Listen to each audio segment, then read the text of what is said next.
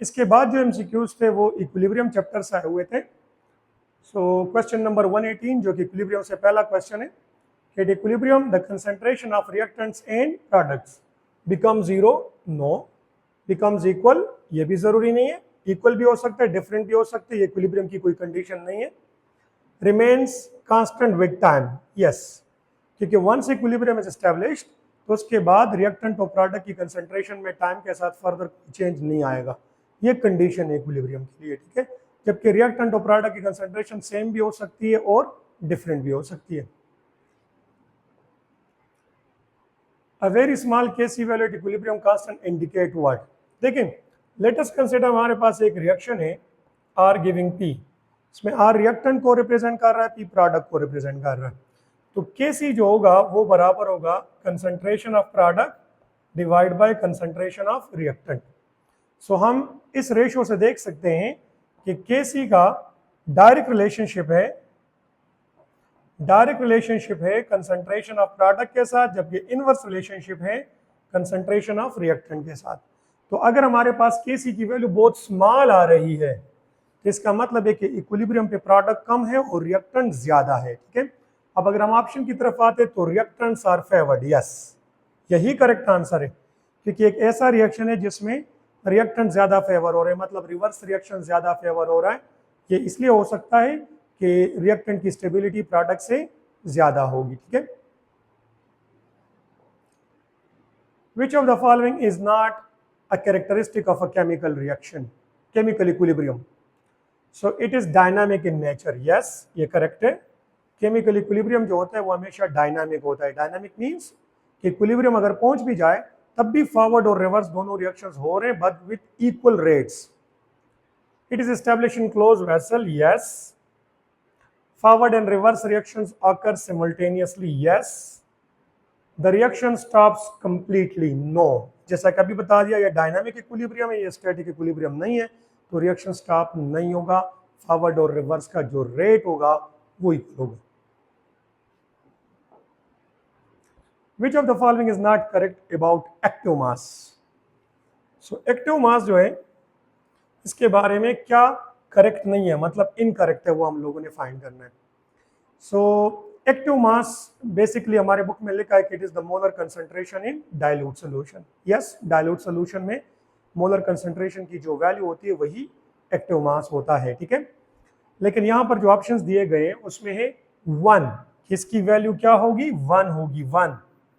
Unity for what, for pure solid and pure liquid, yes, ये बिल्कुल correct है।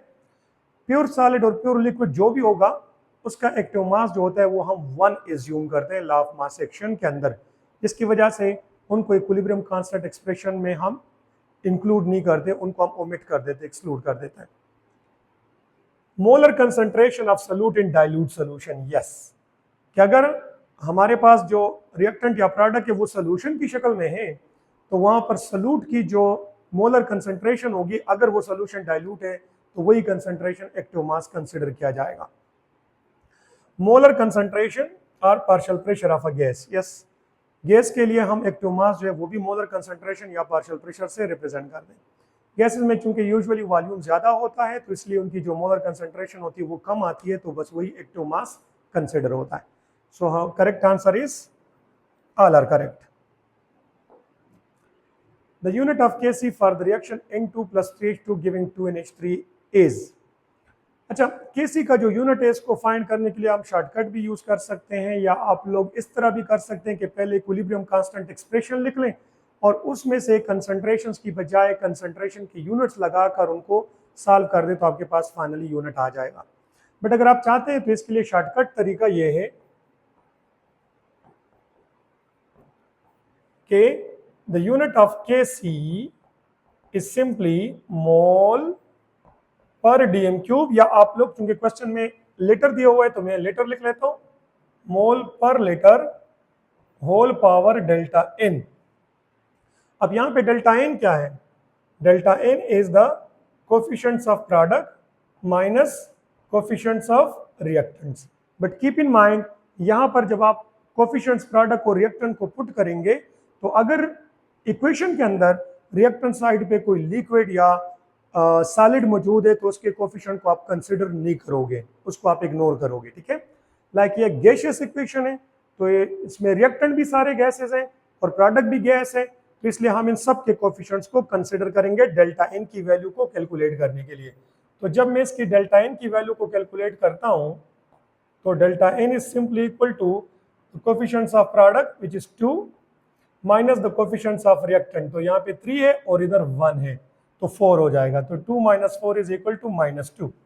अब ये वैल्यू उठाकर इस इक्वेशन में अगर हम पुट कर लेंगे तो Kc की वैल्यू आ जाएगी मोल पर लीटर पावर -2, और अगर आप इसको सॉल्व करेंगे तो ये हो जाएगा litre square per mole square. सो हमारा आंसर होगा litre square per mole square. तो अगर हम ऑप्शंस की तरफ आ जाए so correct answer is B, litre square per mole square. The equilibrium constant expression, अच्छा यहाँ पे थोड़ी सी टाइपो मिस्टेक हुई है, क्वेश्चन में उधर मौजूद था लेकिन इस पीपीटी में मुझसे ये थोड़ा सा मिस्टेक हो गया। ये इक्वेशन था कि calcium carbonate solid giving calcium oxide solid plus carbon dioxide gas. इसके लिए हमने इक्विलिब्रियम कांस्टेंट एक्सप्रेशन लिखना था Kc, तो देख लें Kc is equal to the concentrations of product. अब जैसे कि अभी मैंने बता दिया कि सॉलिड्स और लिक्विड्स को हम इक्विलिब्रियम कांस्टेंट एक्सप्रेशन के अंदर इंक्लूड नहीं करते। Kc में हम गैसेस लेते हैं और सॉल्यूशंस को हम कंसिडर करते हैं, वो रिएक्टेंट और प्रोडक्ट जो सॉल्यूशन फॉर्म में होते हैं।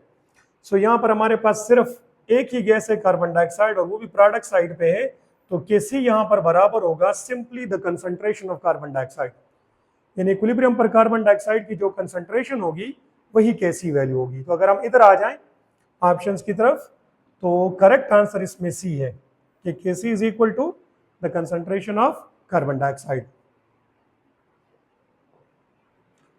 For the reaction 2SO2 plus O2 giving 2SO3, if SO2 is 1 molar, O2 is 2 molar and SO3 is 2 molar, the value of Kc is, ये असल में इक्विलिब्रियम कंसंट्रेशन हमें दी गई है कि इक्विलिब्रियम पर SO2, O2 और SO3 की कंसंट्रेशन गिवन है, हमने Kc वैल्यू फाइंड करनी है। तो हम इक्विलिब्रियम कांस्टेंट एक्सप्रेशन लिख लेंगे। सबसे पहले कंसंट्रेशन ऑफ प्रोडक्ट लिख लेंगे। देखिए चूंकि सारे गैसेज हैं तो हम सबको इक्विलिब्रियम कांस्टेंट एक्सप्रेशन में इंक्लूड करेंगे। तो कंसंट्रेशन ऑफ प्रोडक्ट